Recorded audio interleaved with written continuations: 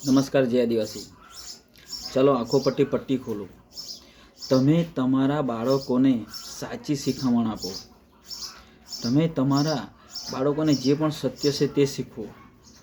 અત્યારે તમે એમના મગજમાં એક ભ્રમ નાખી રહ્યા છો, જે એ ભ્રમ એના મનમાં ઘર કરી રહ્યું છે. તમે જે એને કહી રહ્યા છો એ સત્ય માની રહ્યું છે કે મારી માતા કે મારા પિતા જે પણ કહી રહ્યા છે એ સાચું છે. કારણ કે તમે કહી રહ્યા છો કે દીકરા ભગવાનથી ડરો, દીકરા માતાથી ડરો, દીકરા આ બાબાથી ડરો, આ ગુરુજીથી ડરો. તો એ એકદમ ખોટી વાત છે. કોઈ ડરાવતું નથી ને કોઈ કંઈ કરતું નથી. કારણ કે તમે જે એના મગજમાં નાખી રહ્યા છો ને, તો એને આગળ જઈને ભોગવવું પડશે. કેવી રીતે? માનો કે તમે એને શીખવ્યું છે કે દીકરા કંઈ પણ પ્રોબ્લેમ પડે તો ભગવાનને યાદ કરવાનો. એ પરીક્ષા લખવા જશે ને, કોઈ પેપરમાં જવાબ નહીં આવડશે ને, તો એ ભગવાનના ભરોસે બેસી રહેશે કે ભગવાન આ મને જવાબ નથી આવડતો, લખી દો. તો ત્યાં સમય નીકળી જશે ને ભગવાન પ્રશ્નનો જવાબ નહીં આપશે.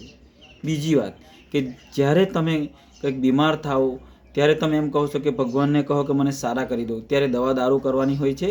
આમ પગે પડવાથી સારા નથી થઈ જતા.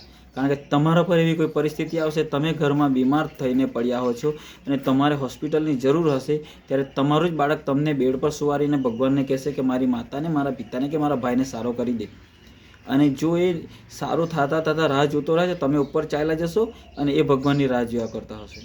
એટલે તમારા બાળકોને જે પણ સત્ય હકીકત છે તે શીખવો, મહેનત કરો અને જે સાચી વાત છે એના પર ધ્યાન આપો.